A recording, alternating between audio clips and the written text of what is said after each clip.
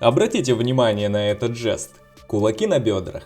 С вами словарь жестов. Как читать мысли без слов. Символическое значение бедер. Перейдем к значению кулаков, упирающихся в бедра. Это так называемый жест литота, псевдовраждебная поза бабушки, которая притворно ругается на своего внука.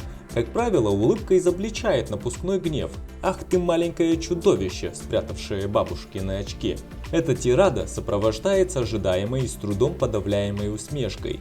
Жест литота выражает прямую противоположность тому, что призван обозначать. Кулаки на бедрах также могут подчеркивать иронию или разыгрываемое нетерпение.